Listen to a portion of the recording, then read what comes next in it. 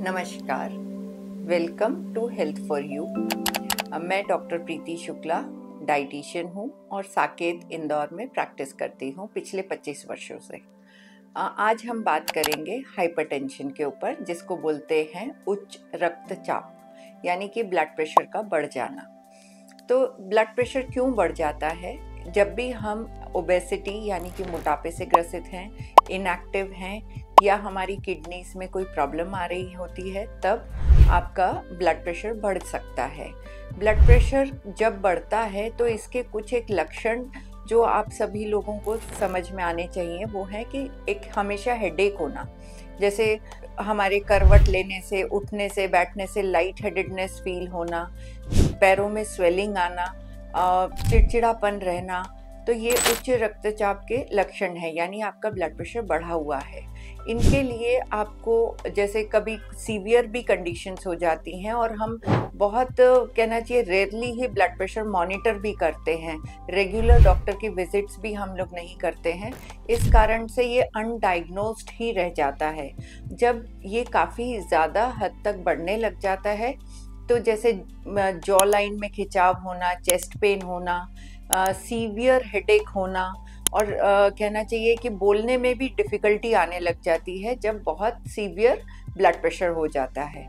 तो इन सब को सबसे पहले तो यही है कि हमें हमारी जांचें टाइम से करवाते रहना चाहिए। हर 3 महीने में एक बार ब्लड प्रेशर का चेक होना ज़रूरी है। एक निश्चित एज के बाद में ब्लड प्रेशर को चेक कराना सभी के लिए हितकारी है। जैसे 30 वर्ष के ऊपर के लोगों को ब्लड प्रेशर को हमेशा मॉनिटर करवाना चाहिए 3-3 महीनों से। ब्लड प्रेशर क्यों हो रहा है?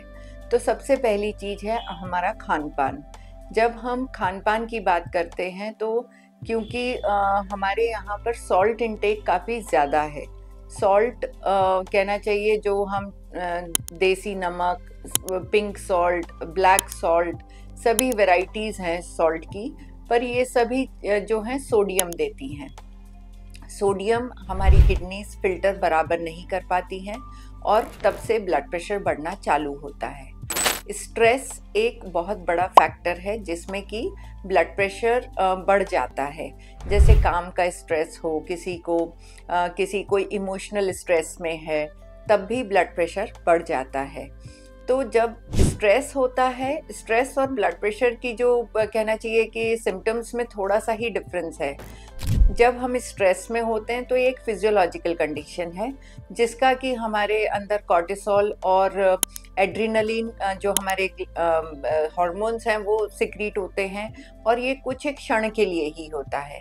क्रॉनिक यदि स्ट्रेस बना ही हुआ है तो ये ब्लड प्रेशर में कन्वर्ट हो जाता है। तो जब हम क्रॉनिक ब्लड प्रेशर के जब मरीज़ हो जाते हैं तो सबसे पहले आपके खान पान में नमक का ध्यान रखें, वज़न को कम करें। नमक कम करने का अर्थ ये नहीं है कि आप ये सेंधा नमक, काला नमक, ऐसी वाली चीज़ें इस्तेमाल करें, क्योंकि जब भी हम नॉर्मल नमक को, जिसको हम एक चुटकी से अपना टेस्ट को बैलेंस कर पाते हैं, वही चीज़ जब हम पिंक सॉल्ट पे जाते हैं तो हम इसका काफ़ी सारा अमाउंट डाल देते हैं। तो जब हम सोडियम कंटेंट की बात करें नमक की, तो चुटकी भर वाला जो आपका आयोडाइज्ड नमक है उसके अंदर का सोडियम कंटेंट और इतनी मात्रा का लिया गया पिंक सॉल्ट, दोनों का सोडियम कंटेंट बराबर ही आ जाता है। तो it makes no difference whether you are switching to pink salt. तो ये एक मिथ्या है कि भाई हम तो सेंधा नमक खाते हैं। सेंधा नमक ज़्यादा मात्रा में डलता है और सोडियम कंटेंट बराबर ही आ जाता है। इसलिए बेटर है कि हम सोडियम का प्रयोग ही कम करें। रिड्यूस सॉल्ट, जैसे हम खाना खा रहे हैं तो जैसे दाल में नमक होना चाहिए, सब्जी में नमक होना चाहिए, बट आटे और चावल में नमक ना डालें, सलाद के ऊपर नमक ना डालें, दही में नमक ना लें और अचार, चटनी, पापड़, सेव, ये सब चीज़ें अपनी थाली में नहीं रखें। तो ये आपका सॉल्ट का रिडक्शन होता है, यानी कि आप नमक कम ही खाएं। इसका मतलब ये नहीं है कि आप बिल्कुल नमक ज़ीरो कर दें। हाँ, कभी भी ज़ीरो सॉल्ट इंटेक नहीं करना चाहिए, क्योंकि सोडियम हमारी बॉडी के लिए बहुत ज़रूरी है। ये इलेक्ट्रोलाइट शिफ्ट रखता है बॉडी में। तो बिल्कुल ज़ीरो नमक कर देना भी सेहत के लिए ठीक नहीं है। हाइपोनेट्रेमिया करके कंडीशन हो जाती है जिसमें कि हाथ पैरों में शिथिलता आ जाती है, बंदा बिस्तर से उठ बैठने लायक भी नहीं रह जाते हैं, भुलक्कड़पना आने लग जाता है।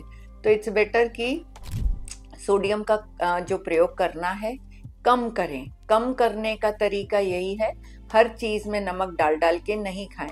बहुत से लोगों की आदत होती है फ्रूट्स पे भी नमक डाल के खाते हैं, तो वो एक गलत परंपरा है। आप इस आदत को बदलें। नमक कम करना है तो सेव, अचार, कचौड़ी, समोसे, ये सब एक्सेसिव सॉल्ट के ज़रिए हैं, तो इनको कम करें। आजकल के पैकेज फूड्स ये हाई सोडियम कंटेंट से आ रहे हैं।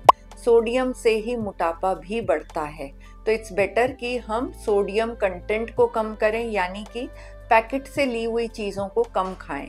बिस्किट्स हैं तो बिस्किट में नमक तो नहीं कह सकते, बहुत कम मात्रा में डलता है, पर कोई भी बेकरी का प्रोडक्ट जो भी है वो बिना सोडे के नहीं बनता। तो soda is a sodium salt, यानी कि उसमें सोडियम की मात्रा काफ़ी ज़्यादा होती है। तो बेकरी के प्रोडक्ट्स का इस्तेमाल कम से कम करें, यानी कि चाय के साथ में बिस्किट खाना ज़रूरी नहीं है।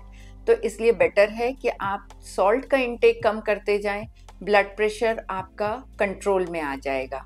एक्सरसाइज सबसे इम्पॉर्टेंट है। हाँ, यदि आपने कभी जीवन में एक्सरसाइज नहीं करी है तो स्टार्ट स्लो, यानी एकदम से ही बहुत हेवी एक्सरसाइज करना हाई ब्लड प्रेशर के मरीजों के लिए कभी भी सेहतकर नहीं रहता है। तो गो स्लो, आप पहले वॉक से स्टार्ट करें, फिर लाइट एक्सरसाइजेस करें and then move towards heavy exercises. पर ब्लड प्रेशर को कंट्रोल करने के लिए सॉल्ट और वेट दोनों ही कम करना है, और अपने डॉक्टर से ज़रूर परामर्श करते रहें। जिन लोगों को भी डायग्नोस्ड हाइपरटेंशन है, 3-3 महीने में अपने डॉक्टर से ज़रूर जाके जांच कराएं। एक कुशल आहार विशेषज्ञ से अपना डाइट चार्ट प्लान करवाएं, जिसके अंदर आपको वो बैलेंस करना सिखाते हैं कि सोडियम को कैसे कम किया जाए बिना आपके थाली का स्वाद छीने हुए। तो थाली में स्वाद होना ज़रूरी है, बट उसके अंदर एक्सेसिव सॉल्ट जहाँ जहाँ से आ रहा है उसको कर्ब करना, वो ही सीखना ज़रूरी है। धन्यवाद।